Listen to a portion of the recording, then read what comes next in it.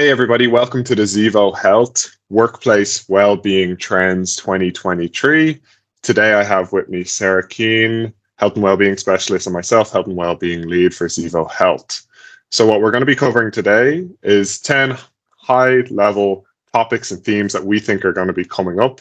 But to start with, Sarah's going to run you through some of the challenges in the environment and the market at the moment. And that's going to help us get an understanding of why we've picked these as our trends for the year. Yeah, thanks, JP. So look, it's news to nobody with regard to the accelerated change and the uncertainty we've all been confronted by over the last couple of years. There are kind of main domains that change is creating a lot of disruption for organizations and employers.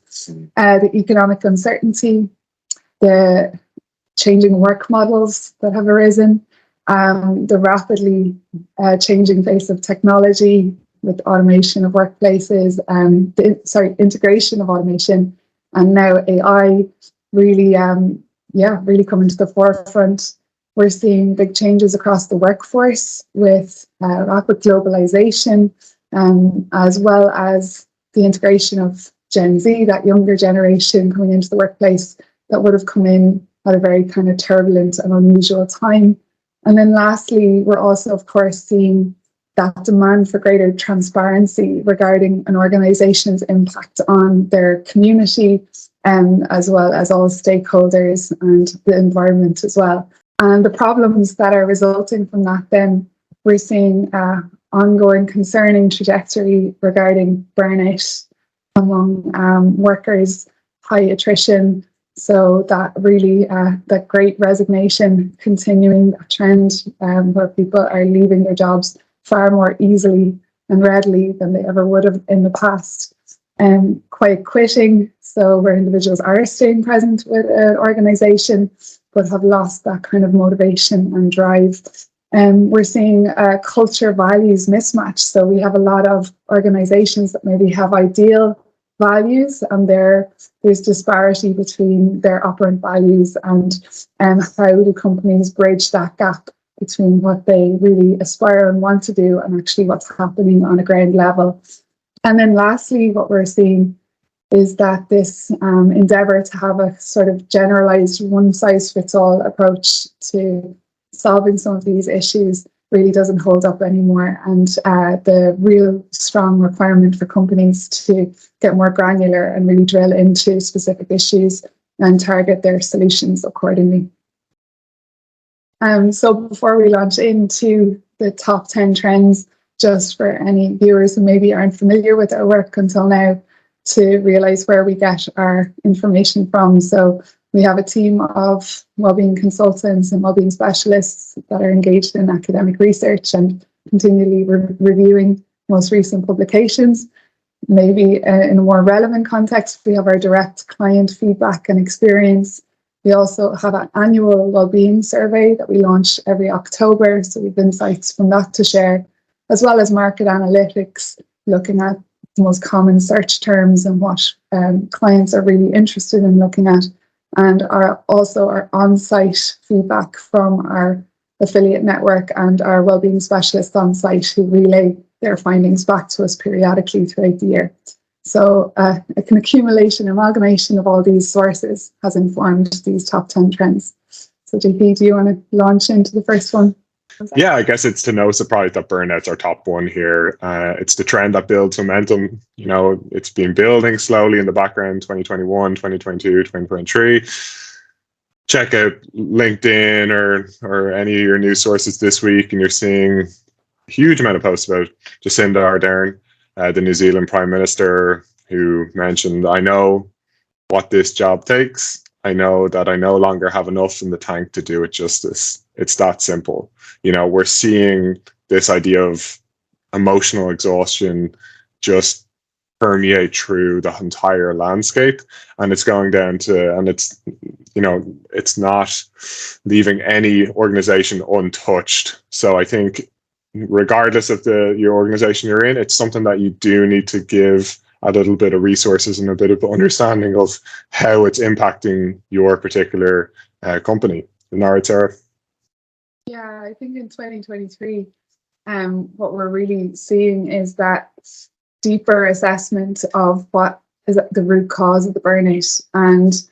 And while, of course, that psychoeducation piece and equipping employees with the awareness of how to manage boundaries and workload is really, really helpful.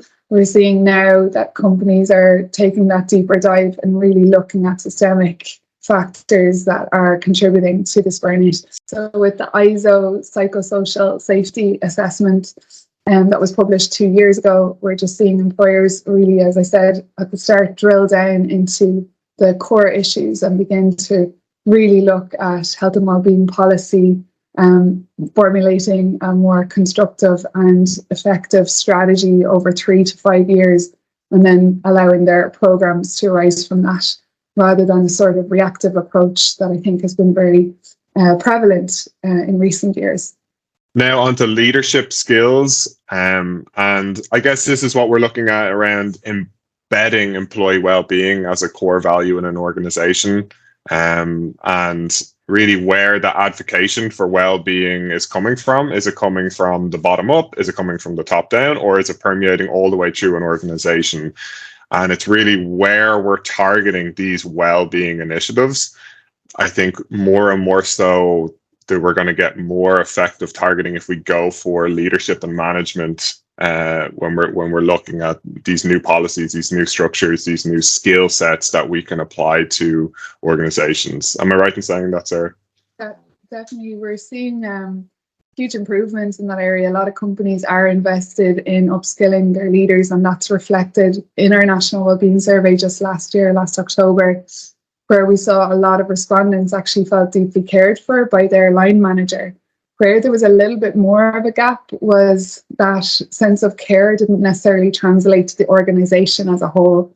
So what we're looking at with leadership skills is the continued progression we've made in recent years in terms of that compassionate leadership, but also on educating people managers around how to facilitate well-being for their team and colleagues. But it's also, again, that piece echoing from what I just mentioned in the burnout phase, around really supporting senior leadership and having that oversight and that kind of long-term planning with well-being of the employees at the fore.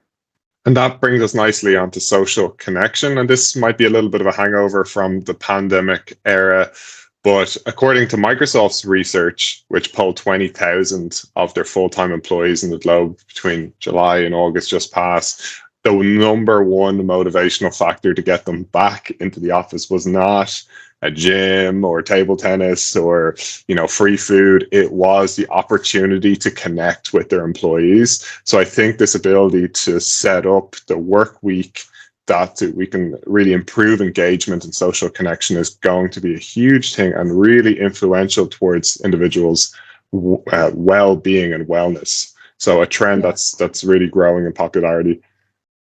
Absolutely. And on that, I guess what we're seeing for the year ahead is supporting employers how to implement that in an organic way, in a way that doesn't feel forced upon the employees, but that actually is a powerful invitation or is appealing to them.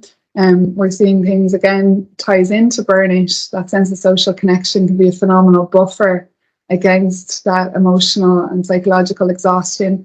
So things like having relational breaks, where we're encouraging not only that employees take regular breaks throughout their workday, but that some of those breaks are to connect peer-to-peer or with their colleagues for that additional kind of support.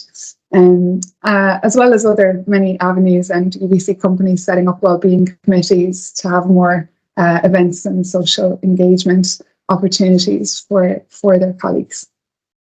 And not to draw this one out at all, but I guess, all of these are going to be connected to not only well-being and wellness, but when we look after our employees and our staff, it permeates into improved productivity.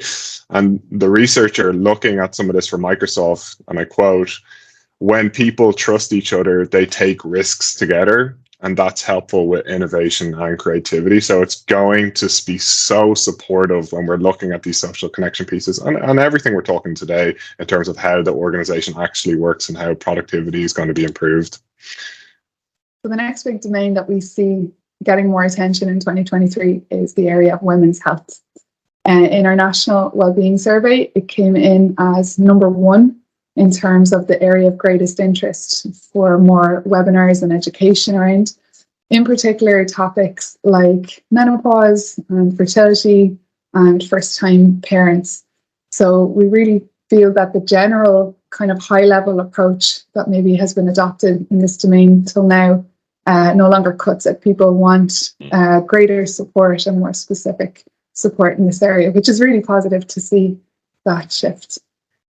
Okay, and then running in parallel to that is going to be those pieces around men's health. We're seeing these requests come in all the time from clients. So we're putting a big focus, and I think a lot of organizations should be putting a big focus on these unique, tailored solutions.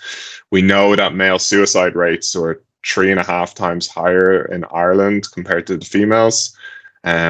We know the traditional pieces around men, we think about that disassociation from emotions, that stigma around asking for help, and even that stigma about being emotionally vulnerable. So I guess a lot of this is just bringing it to the fore in your organization, being open to talking about it, asking questions, hosting different events, and putting some resources in it is going to be, I think, really beneficial for a lot of organizations. Opening up the dialogue more and having that peer-to-peer support very much on the forefront in the coming year. Mm-hmm. Then we're moving into, again, running in parallel, probably women's health, men's health, onto parenting here. So just looking at the challenges of parenting, especially with full-time employment, we often hear about these lack of care, or that self-care piece is often hard to connect with yourself when you are looking after and caring for someone else or a bunch of other people. We know about the challenges around isolation in many instances as a parent, and the toll even a lot of these and reducing the amount of self-care can have on your performances in work and your productivity. And then, of course, we have these trainings coming up that we're trying to target around conscious parenting. And maybe, Sarah, you could introduce the viewers into a little bit more about conscious parenting. Yeah, JB, the conscious parenting really, I guess, is an advocated approach to support parents to manage the additional stressors that they may experience as caregivers while juggling that with the work demands. And in essence, it's just adopting a more mindful, self-aware disposition in the parent-child dynamic. So this is an emerging field. It's really in essence, the application of mindfulness practice, except in a parenting context. And of course, we're all very well versed at this stage, or certainly many of us are, on the many benefits of mindfulness in enhancing our health and well-being. So it's certainly an area that we think will be growing in coming years, that parents really require that additional support. And this same mindful meditative approach actually bridges into other domains. So what we're also seeing as an upcoming trend in 2023 is really tackling the whole topic of addiction. And addiction, perhaps the antithesis of it, is that sort of conscious living piece where you have more awareness around your choices, greater self-awareness, and greater capacity to choose in alignment with your values and the direction you want to go. In contrast to that, a lot of us are caught in reflexive default behaviors, and more traditionally, addiction was also always associated with things like alcohol, tobacco, drug use. As you are probably well aware, we're seeing the rise of more subtle, insidious addictions, such as the use of technology and high levels of screen time, particularly in our children and teens. So in this domain, again, we're looking at not only psychoeducation, but also creating workshops and peer-to-peer support to facilitate greater self-awareness and coursing new trajectories in this domain. I know in relation to alcohol, we can't ignore that either. JP, you're aware of many initiatives and endeavours that are kind of becoming more popular and gaining momentum. Yeah, certainly. You know, we're in the late January, early February at the moment, and a lot of people have been trying out dry January. They might have tried a sober October in the past, or you're hearing these terms around sober curious. Myself, after Christmas and probably enjoying a few too many wines, have went for a dry January, although it's been tempting, to have a wine at dinner and turn that into a damp January, a term I heard this week. And we're seeing that, and what we're also seeing is a good bit of generational change. According to Alcohol Change, a quarter of people aged 18 to 34, that younger group, are planning to abstain from drinking during that past January that we've just seen, compared to what only 10% of people aged 55 and over. And it's a similar picture for people who want to reduce their alcohol for the entire year of 2023. 40% of 18 to 34-year-olds wanted to do that, as opposed to only 20% of 55-year-olds. So we're seeing that generational change, and that's kind of permeating through all the topics. We are seeing those generational difference across the board. So it's something just to lock into your head there when you're thinking about topics and the demographics of your particular organization. But also add on that, JP, for a lot of people who are moving away from drinking alcohol and want to explore a healthier lifestyle, this links back in with that social connection piece. And sometimes alcohol is synonymous with, having the crack and having that kind of social connection and fun when you're out. So organizations perhaps organizing more social events that aren't related or linked to alcohol, and the old traditional sort of office parties or quarterly celebrations, actually moving into different contexts, going for group hikes and more natural, healthy lifestyle settings rather than the more traditional scheme. Yeah, and even to give you a peek into how the sausage is made at Zevo Health, we put out some surveys in our internal groups and to see what people were interested in doing. And yeah, the socializing around alcohol was actually quite far down the list compared to other avenues. So it might be interesting for organizations to survey your staff and see what they want to have those social connections looking like. As you say, Sarah, a really important thing. Then we're moving on to nutrition, of course. Always, and again, it came up in our well-being survey that nutrition is constantly just somewhere that people like to target. And it's been often targeted in a lot of organizations in their well-being strategies, but oftentimes you've probably all sat through a nutrition session where they talk about macros and the understanding of proteins and fats and all these kind of really important fundamental pieces, but actually using them as tools to support yourself can often be the gap between that knowledge and that impact. So what we're looking at a little bit more is that conscious eating piece, that intuitive eating piece. Am I right in saying that, Sarah? Yeah, bridging the gap between what we know and then what we're actually doing. As you say, a lot of people are very well versed on healthy eating principles these days. But what we are looking at is that biopsychosocial approach, where you're looking at the choice architecture of your home or your workplace. Is it easy for you to make the healthier choice around food? As well as you mentioned, the kind of conscious eating, being more aware about your beliefs, your narratives around food choices. What motivates you to eat? Are you really hungry, or is it more habit? So it's a fascinating subject. Again, we're really focusing, and we see in 2023, people are more interested in bridging that gap and actually applying it in their lives and having the kind of behavior change support to facilitate that. Fantastic. And then on to our final trend, it's this idea of data overload. I think probably a lot of the viewers watching this right now, there's some sort of tracking going on around your wellness, around your wrist, around your finger, in your pocket. Biometrics and the tracking of data is becoming hugely popular, and it's not just steps anymore. It's not just tracking your heart rate. We're going into a huge amount of sensors, and it's only growing. Things like skin temperature, things like blood oxygen, checking your HRV, your stress. And they're starting to connect a lot of these to not only AI and algorithms around how that's actually impacting you, but it's actually starting to connect into how your mood is, how your psychological state is, and that's the direction things are going.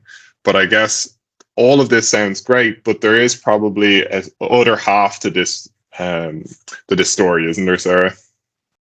Yeah, in terms of where we can get obsessed with metrics and figures. So like we saw this maybe 20 years ago with the rise in popularity of the likes of Weight Watchers, where people become obsessed with that figure on the scale instead of actually perhaps dropping a dress size and feeling more energized and feeling better. So it's like the same concept, except now people are fixated on getting the perfect sleep or overtly obsessing over the metrics that they're seeing on their phone and disregarding their own kind of maybe intuitive or self-aware sense of how their body is and how they're feeling. So again, it's always a fine balance. There's that window where we can use something to optimize our quality of life, and then it can sometimes surpass that and go into with anything can run into sort of obsession. So it's just awareness. And I do think another important piece around this to flag is for employers, when handling the health data of their employees, there's going to be a lot more extra care and kind of ethical considerations going forward to factor in. So this is an area of well-being that we really think is going to get a lot more attention in the coming 12 months. Yeah, something I need to look at. I can't believe a lot of mornings I wake up and I ask my phone how I'm feeling or how I've slept each night. So it's something that I'm seeing a trend in myself. So if you're seeing it in yourself, it's probably something that's all the way through a lot of people in your organization. So something potentially to look at for sure. And you're probably asking yourself, okay, that's a lot of different topics, a lot of different trends. How does that turn into my 2023? How can I structure that? How can I pick the right things? And I guess we've thought about that a lot internally and how organizations can really connect the dots here. So I guess, Sarah, maybe can you take the guys through the annual plan structure as a potential solution here? Yeah, I guess for certain organizations that maybe don't have the budget to be investing in maybe deep dives in assessing employee well-being and creating strategy and policy might require a more kind of light, accessible approach initially. So we've kind of structured annual plans based on these themes that we see requiring attention. And we've got kind of 3 phases, where phase 1 is just that super light psychoeducation piece, where it's one webinar each quarter tackling issues that are most prevalent and working with the assistance of our sales team. You can hone in on what areas you think your employees would be most interested in exploring. And then we've got a deeper dive where we look at a 12-part program. So it's 12 sessions, 1 a month over the course of the whole year. And this is strategically designed in a way that builds that momentum and progresses over the year. Again, can be specific to one domain. If an organization really wants to focus on mental health, or have noticed that maybe work-related musculoskeletal disorders are very prevalent in their demographic, they can really hone in on these issues. Or they can go more general, high level, and even have a program that touches on many of the topics we have covered today. So again, with the support of our sales team, you can hone in on what area would be most beneficial for you. And then lastly, for that kind of additional, let's say, support for the employees that maybe require that kind of personalization and to really help them integrate the information, our higher level program includes day clinics. So the day clinics complement the trainings that we cover each month and allow employees to reflect on how that information might be applied to their life and common barriers or obstacles that they might experience. So it really takes it to the next level. And these are, again, our solutions for companies that maybe small to medium sized that don't really have huge budget at the moment, facing economic uncertainty, but still want to tackle these issues and support their employees in the best possible way. Yeah, fantastic. And I guess to reiterate, these 10 themes that we've displayed today are not the actual trainings. We have a huge library and up-to-date trainings that tackle a lot of these themes. So if there's particular themes there that jump out to you, you know, getting in touch with us at hello@zevohealth.com, having a conversation with some of our team, and they can assign or have a discussion with you about, look, if burnout's a specific challenge, if addiction's a different challenge, what's a good approach based off that as well. So there's plenty of different options, and we can tailor things completely to the challenges of your organization. Well, guys, that's it. Thank you so much for watching today. Whether you take any of these forward or not, hopefully they've planted some seeds and will help support you and your organization for a happy and healthy 2023. Thank you.